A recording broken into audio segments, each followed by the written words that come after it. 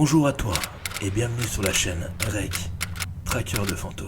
Ici, on traite que du paranormal.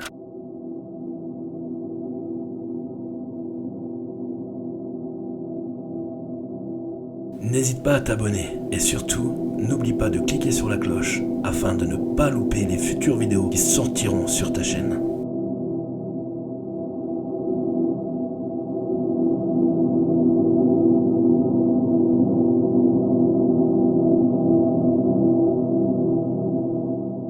Je t'avoue que je suis vraiment content de te retrouver aujourd'hui. Comme vous le savez, la vie est remplie de mystères, de choses incroyables, de choses incompréhensibles. Et cela arrive à tout le monde, quelle que soit votre religion, votre croyance. Même les sceptiques, il peuvent leur arriver des choses paranormales, des choses qu'ils ne comprennent pas. C'est ce qui nous amène à notre affaire d'aujourd'hui. C'est une affaire qui est arrivée à une personne complètement sceptique, mais qui n'a pas réussi à comprendre ce qui lui arrivait. Alors c'est parti, aujourd'hui je t'emmène pour cette histoire de fantôme, cette histoire incroyable, celle d'un homme et d'une maison hantée.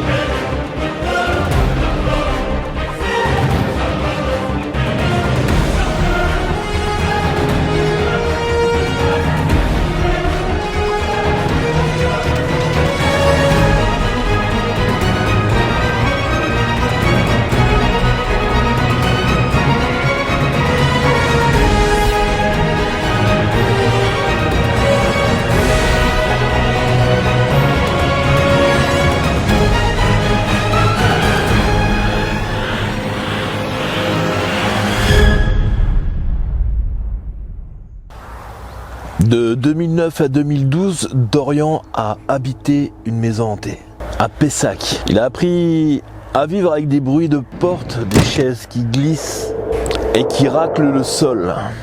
Et bien sûr, des lumières impossibles à éteindre. Dorian ne croit pas aux fantômes, mais il admet, malgré tout, qu'il ne parvient pas à expliquer les phénomènes paranormaux dont il a été victime ces années-là. Cette histoire est celle d'un jeune homme qui a tout fait pour comprendre et essayer de résoudre l'incroyable. Voici une note de Dorian. J'ai dormi dans cette maison et j'ai échangé avec de bon nombre de personnes qui ont bien voulu dormir chez moi. Mais encore aujourd'hui, aucun de nous n'est encore capable de comprendre et d'expliquer les phénomènes qui s'y sont produits. Des phénomènes que nous avons fait l'expérience ensemble ou séparément. Mais nous, ce qui nous intéresse, c'est au commencement. Je vais vous emmener là où tout a commencé. Dans cette histoire, Dorian a 18 ans. Et plutôt que de louer, comme tous les étudiants, un petit studio, il a préféré de louer une grande maison pour y habiter. Seul, non pas vraiment.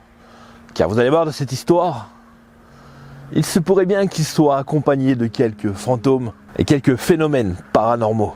En effet, Dorian semble avoir des colocataires invisibles et assez dérangeants. Le récit qui va suivre n'est pas seulement une histoire de fantômes, c'est aussi une histoire de précarité d'étudiant. Un étudiant qui a vécu 4 ans dans une maison insalubre et invivable. Dorian raconte. Oh la vache, je vais me prendre une balle tout à l'heure. Il y a des chasseurs dans le coin, ça craint. Ne me tirez pas dessus. Merci. C'est dangereux. Putain. Fais chier, je vis dangereusement. Franchement, vous avez entendu le coup de feu? C'est juste à côté. Putain, il est 8h du matin, tu sais. Ils ont pas de répit. Bon, on va essayer de finir sans que je me prenne une bastos. Bon allez, on reprend, on retourne à nos moutons. Je suis pas tranquille. C'est un truc de ouf. Non, c'est Dorian qui raconte. Avant toute chose, je ne crois pas aux fantômes. Je n'y croyais pas avant et je n'y crois pas maintenant. Ceci n'est pas à prendre comme le témoignage avéré de l'existence des fantômes. Il y a des gens comme moi qui se retrouvent dans des situations étranges qu'ils ne peuvent expliquer. Et on finit par exprimer tout ça avec le mot de maison hantée. À la fin du lycée, en 2009, je devais rentrer à la fac. L'appartement que j'avais réservé pour y habiter a été malheureusement loué 2 semaines avant mon emménagement sur Bordeaux. Dans l'urgence, mes parents ont appelé un ami, une connaissance, un immigré espagnol d'avant-guerre. Il était littéralement arrivé en France avec juste une valise. Cet homme a pris soin pendant plusieurs années d'une vieille dame. Et à la mort de celle-ci, il a hérité d'une vieille maison. Cette maison était inhabitée depuis plus de 6 ans. Alors au lieu de la laisser dans l'abandon, il me la loue pour rien et moi bien sûr, je l'entretiens. La maison a un étage et la porte d'entrée se trouve sur le côté. Avec un garage séparé de l'habitation, mais moi j'ai pas les clés. Quand tu regardes d'ailleurs l'architecture, tu sens que la maison, elle a été construite bien avant la rue, quoi. Mais le pire dans tout ça, c'est qu'il y a même un lavoir, un vieux lavoir, au milieu du terrain. Alors je te laisse imaginer la date de la maison. Faut pas rêver, hein. À l'intérieur comme à l'extérieur, c'est la baraque à Fight Club. Il n'y a pas d'autre mot. Quand j'ai vu la tête des murs et l'isolation, laisse tomber la pluie, quoi. Pas de double vitrage, pas de chauffage, pas de prise terre pour l'électricité. Bref, la catastrophe. Alors du coup, je visite la maison avec le propriétaire au mois d'août. Là, il y a une porte battante au carreau très opaque qui fait face à l'entrée. Et il faut dire que je suis attiré par cette porte et j'ai envie d'y aller. Mais le propriétaire me retient, il me dit non, faut surtout pas y aller. C'est vraiment la partie abandonnée de la maison. Alors je l'ai regardé et je me suis dit, dans ma tête, êtes-vous sûr que c'est pas toute la maison qui est la partie abandonnée, quoi. C'est alors qu'on passe à l'étage. Et au moment qu'on passe à l'étage, on entend une porte claquer. Il y a le gars qui se retourne et qui me regarde et qui me dit, d'un air un peu intriguant, t'es sûr de vouloir rester tout seul dans cette grande maison? Ouais, c'est exactement les mots qu'il m'a dit. Et c'est là qu'on va venir au premier phénomène qu'il y a eu dans cette maison. Des phénomènes paranormaux dont Damien fut victime. Je redonne la parole à Damien. Il raconte. Pendant le grand ménage de printemps dans cette maison, je découvre des taches de sang dans ma chambre, dans la salle de bain, dans le couloir et sur ce vieil escalier. Mais ce sont des petites éclaboussures. Parfois on retrouve aussi des empreintes de doigts à 10 à 20, 30 cm du sol. Je me pose la question si c'est pas le sang d'un animal ou une mauvaise chute. Alors le premier truc bizarre que j'ai vécu, c'est produit la nuit. Vers 3h du matin, alors que je dormais profondément, je fus réveillé par un bruit. Et c'est là que j'ai entendu la poignée de la porte de ma chambre qui était fermée s'actionner et trembler. Et la porte s'entrouvrit. Je suis vraiment pas très bien. Il y a le bois qui travaille, il n'y a pas d'isolation, il fait froid. J'ai du mal à refermer cette putain de porte. Mais malgré tout ça, je me rendors. Le lendemain soir, je vérifie Ah, brom brom brom brom brom brom brom brom brom brom brom brom. On va attendre que ça passe. Allez, quelqu'un. Le lendemain soir, je vérifie que tout est bien fermé avant de me coucher.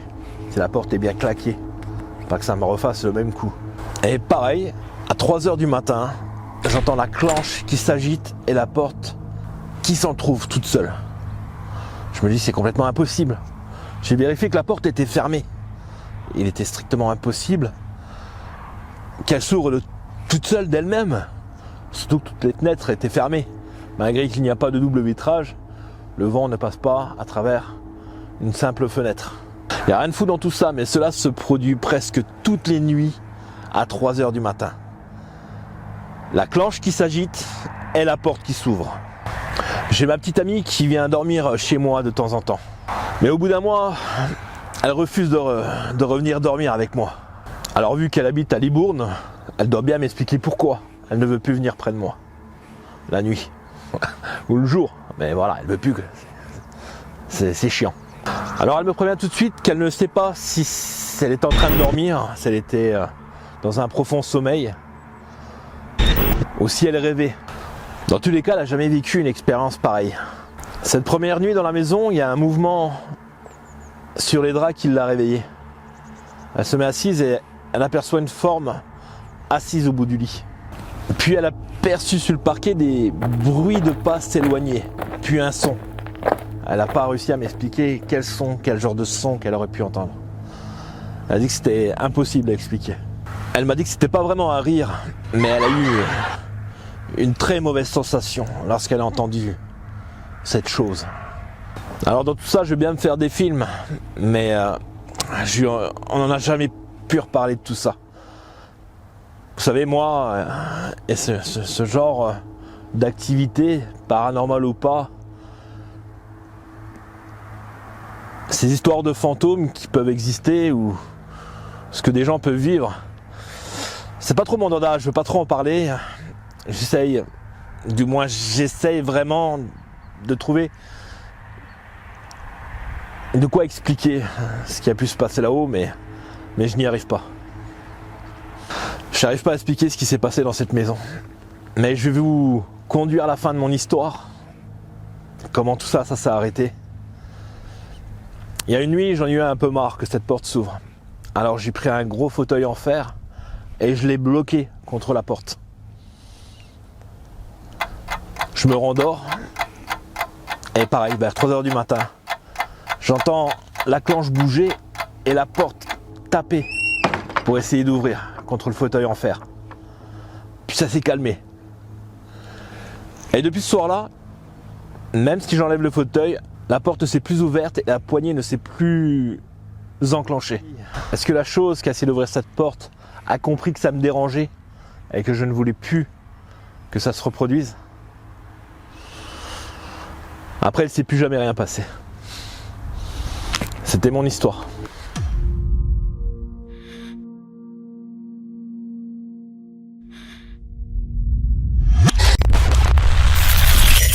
Voilà ma gazouille, c'est fini pour cette histoire de fantôme. C'est une histoire assez courte mais très intéressante. Et c'est vraiment la chose que je voulais vous partager aujourd'hui. C'est comme quoi des sceptiques peuvent être confrontés au paranormal, même s'ils n'y croient pas. Alors n'hésite pas à me dire dans les commentaires si tu crois à cette histoire de fantôme. Est-ce que pour toi c'est quelque chose de naturel qui s'est passé dans la chambre de Dorian ou avec sa petite amie?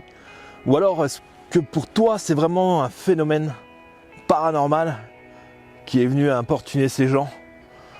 Alors dis-moi tout ça dans les commentaires et bien sûr je te lirai et j'essaierai de te répondre au maximum. Voilà, c'est fini pour cette vidéo. Si tu as aimé, n'oublie pas de mettre un petit pouce, ça fait toujours plaisir. N'hésite pas aussi à t'abonner, il y a beaucoup de vidéos qui vont arriver, que ce soit des expériences fantômes ou des histoires de fantômes ou d'autres vidéos très intéressantes. Donc voilà, moi j'en ai fini aujourd'hui avec toi. Je te laisse de la caméra mais je te laisse pas du cœur. Je te fais d'énormes bisous et je te dis à très bientôt et je t'embrasse très fort. Moi je vais pas tarder à rentrer parce que j'ai pas envie d'avoir du plomb dans le cul. Ça craint quand même le coin là. Allez, ciao ma gazouille.